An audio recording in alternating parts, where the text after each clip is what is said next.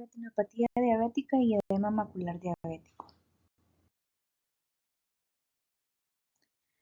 Debemos estar conscientes que así como se espera un aumento en el número de personas con diabetes mellitus, también tendremos un aumento en retinopatía diabética.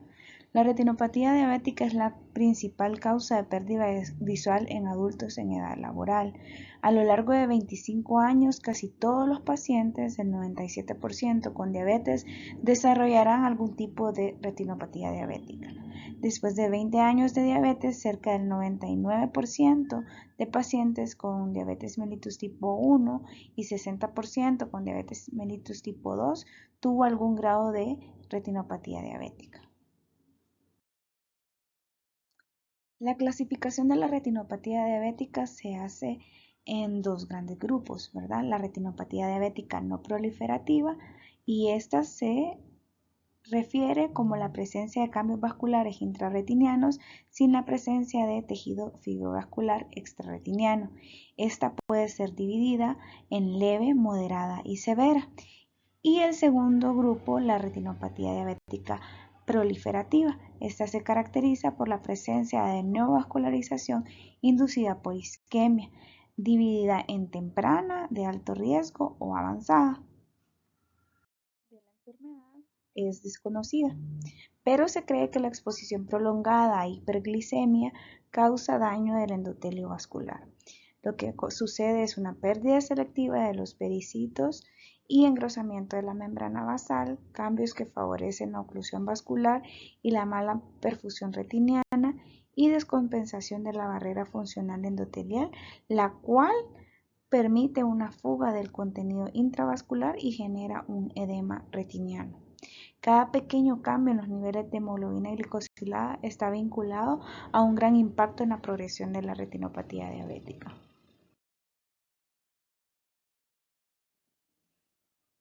La pérdida de visión está vinculada a la fuga desde los capilares, se va a expresar como edema macular, la oclusión capilar como isquemia macular y papilopatía diabética, y la neovascularización inducida por la isquemia que dará lugar a una hemorragia vítrea, desprendimiento de retina traccional y un glaucoma neovascular.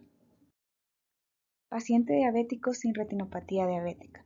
Los cambios ocurren en la red capilar macular ya en los inicios de la retinopatía diabética. Estas características se ven por OCT con el incremento en el tamaño y la morfología de algunos capilares, largos o pequeños, irregulares, dilatados y microneurismas, mientras otros se encuentran cerrados y muestran una pérdida de la red capilar con una malla esparcida y larga. Hay un incremento en el tamaño de la zona foveal avascular, que normalmente es de 500 micras. Esto es un signo clínico temprano y es reversible. Retinopatía diabética no proliferativa. Los cambios microvasculares que suelen ocurrir en esta etapa no proliferativa de la retinopatía diabética está limitada a la retina. Podemos detectarlos rápidamente en el fondo de ojo o en sus etapas tempranas. Pueden ser fácilmente detectables por angiografía con fluoresceína o angiografía por OCTA. Los hallazgos con los que nos podemos encontrar son microneurismas, áreas de no perfusión capilar, puntos en lana de algodón, hemorragias intrarretinianas en punto y mancha, edema retiniano, exudados duros, anormalidades arteriolares y dilatación de las venas retinianas. Aquí podemos observar la escala internacional de severidad de la retinopatía diabética. Tenemos sin retinopatía aparente cuando no hay ninguna alteración, retinopatía no proliferativa leve cuando observamos microneurismas, retinopatía no proliferativa moderada cuando hay más microneurismas pero menos alteraciones que en la retinopatía diabética no proliferativa severa. En la retinopatía no proliferativa severa observamos microneurismas y microhemorragias en los 4 cuadrantes, tortuosidades venosas en 2 o más cuadrantes, irmas en 1 o más cuadrantes y no tenemos signo de neovascularización. En la retinopatía diabética proliferativa vamos a ver neovascularización, o hemorragia vítrea o prerretiniana. Y tenemos la clasificación de la retinopatía diabética no proliferativa severa y muy severa. En esta vamos a ver en la severa microneurismas, hemorragias severas en 4 cuadrantes, rosarios venosos en al menos 2 cuadrantes y irmas en al menos 1 cuadrante. Y muy severa cuando 2 o 3 de los anteriores que hemos mencionado. Origen y reconocimiento de neovascularización prerretiniana. El riesgo de retinopatía diabética proliferativa es mayor en los ojos con retinopatía diabética no proliferativa grave y muy grave, caracterizada por la presencia y gravedad de anomalías microvasculares intrarretinianas, tortuosidad vascular aumentada, hemorragias retinianas extensas o microneurismas y en menor medida exudados blandos. La retinopatía diabética no proliferativa severa tiene un 15% de posibilidades de progresión a retinopatía diabética proliferativa de alto riesgo en un año. Una retinopatía diabética no proliferativa muy severa, con la presencia de dos características de la regla 421, tiene un 45% de probabilidad de progresar a retinopatía diabética proliferativa de alto riesgo en un año. Un paciente con una retinopatía diabética no proliferativa severa o peor debe ser recomendado para recibir una panfotocoagulación lo más temprano posible. Aquí podemos observar la clasificación de la retinopatía diabética proliferativa. Tenemos la moderada, donde vamos a observar neovascularización retiniana y o neovascularización papilar de menos de un tercio de área papilar. De alto riesgo cuando hay neovascularización papilar mayor a un tercio de área papilar y o hemorragia prerretiniana o vítrea con neovascularización retiniana o papilar. Y la avanzada, proliferación fibrovascular, desprendimiento de retina, hemorragia vítrea que oculta el fondo.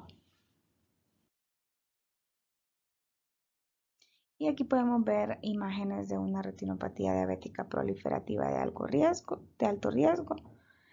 Podemos observar una neovascularización papilar mayor a un tercio y un edema retiniano difuso. También se observan algunos irmas en proceso de formación neovascular temporales a la fobia.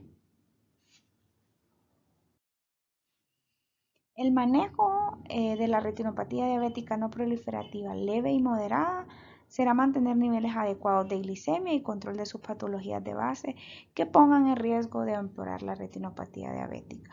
La fotocoagulación con láser panretiniano o la terapia intravítrea con agentes que actúan sobre el factor de crecimiento endotelial vascular, generalmente asociado con menos daño retiniano, pérdida visual. La retinopatía diabética no proliferativa severa, el manejo se hará de inicio con panfotocoagulación.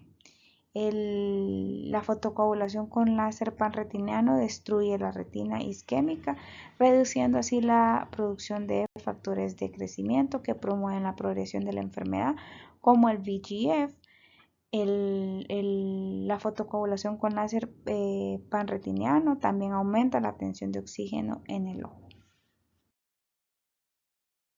Los efectos adversos del PRP incluyen el desprendimiento coroideo, así como la disminución de la visión del campo periférico, la visión nocturna, la visión del color, la sensibilidad al contraste y en casos raros la dilatación pupilar. Después del tratamiento, algunos pacientes pueden experimentar una pérdida transitoria de 1 a 2 líneas de agudeza visual. En esta tabla podemos observar cada cuánto debemos de agendar a un paciente con diabetes mellitus. Si es un paciente con diabetes mellitus tipo 1, 5 años, se recomienda el primer examen oftalmológico 5 años después del diagnóstico y la rutina va a ser anual. En el paciente con diabetes mellitus tipo 2, vamos a ver ese paciente por el oftalmólogo desde el momento de su diagnóstico y la rutina va a ser cada año. En pacientes embarazadas con diabetes tipo 1 o 2, al momento de la concepción o a lo más temprano del primer trimestre. Y estos pacientes, si no tienen retinopatía de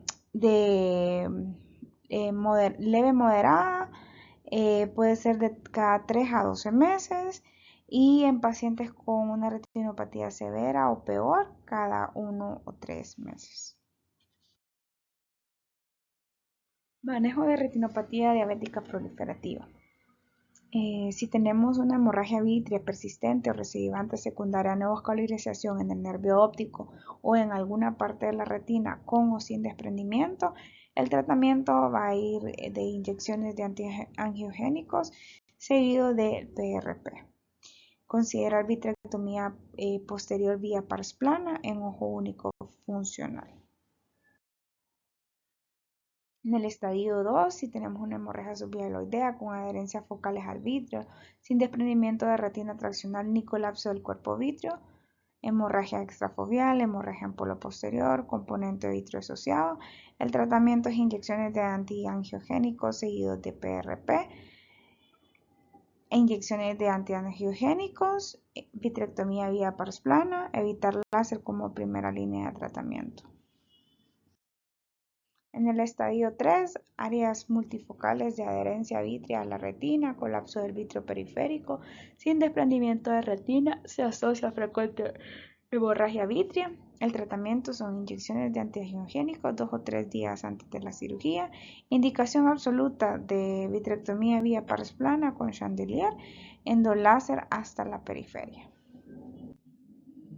En el estadio 4, cuando tenemos múltiples adherencias vitreoretinianas, desprendimiento de retina traccional aislado o multifocal, hemorragia vítrea asociada, anillo fibroso incompleto, anillo fibroso completo. El tratamiento es inyecciones de antiangiogénicos 2 o 3 días antes de la cirugía, indicación absoluta de vitrectomía vía pars plana con endoiluminación, chandelier vía pars plana con maniobras bimanuales, endoláser hacia la periferia retiniana, gas C3F8 o aceite de silicona.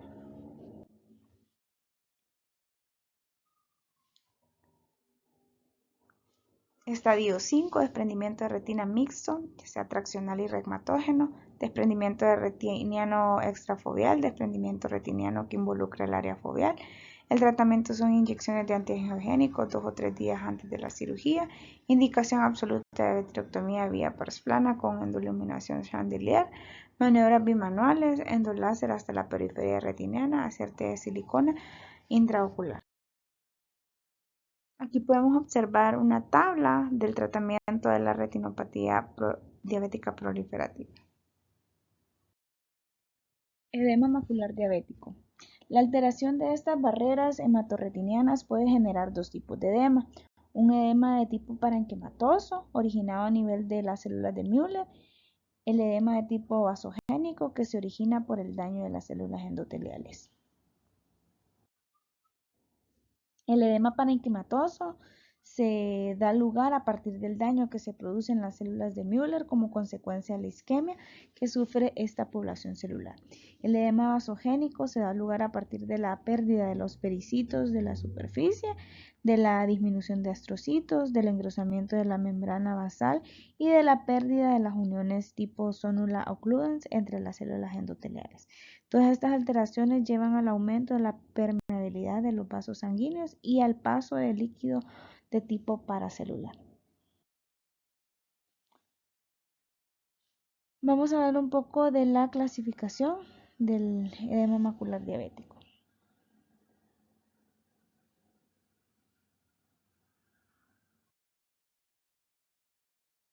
Y aquí tenemos la escala internacional de la severidad del edema macular diabético. Tenemos el edema macular ausente, que no hay exudados o engrosamiento retiniano en el polo posterior. Tenemos el edema macular presente, cuando observamos exudados o engrosamientos retinianos en el polo posterior. Leve, distante de la mácula, moderado, próximo o en contacto con periferia de la mácula. Severo, englobando el centro de la mácula.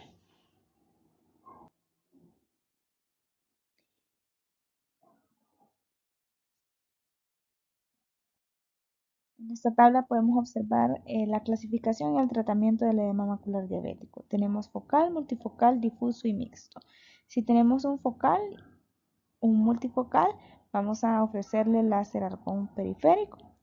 Si tenemos un difuso y vemos la red capilar perifoveal intacta, entonces le vamos a dar antifactor de crecimiento vascular endotelial más láser de argón periférico, si no vitrectomía pars plana más pelaje o peeling de la limitante interna.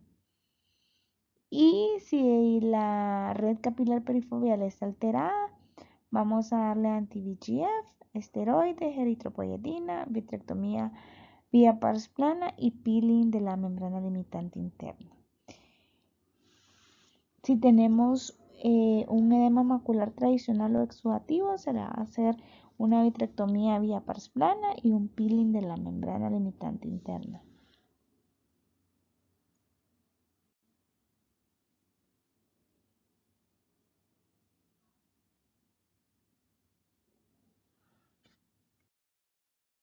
En el tratamiento del edema macular subclínico, es el paciente diabético con visión funcional relativamente buena, 20/25, y evidencia de edema macular clínico, es decir, un quiste. El paciente se queja de disminución de la visión y pregunta sobre las opciones terapéuticas. Si la respuesta es sí, tener en cuenta el anti-VEGF. Si la respuesta es no, tener en cuenta el abordaje de observar y esperar con una evaluación luego de 2 meses. Si los quistes no se resuelven, tener en cuenta iniciar anti-VEGF pese a la ausencia de síntomas, ya que los quistes podrían dañar la retina a largo plazo. El tratamiento del edema macular de significación clínica sin tracción vitromacular, esta se le realiza láser focal o anti-VEGF. La reevaluación clínica es en más o menos 3 meses con una tomografía de coherencia óptica después del tratamiento. Tratamiento del edema macular de significación clínica con tracción vitromacular. Pueden tenerse en cuenta los anti-VEGF. Si hubiera tracción en la tomografía de coherencia óptica, tener en cuenta una vitrectomía. Si hubiera tracción persistente o grave, tener en cuenta una cirugía de vitrectomía.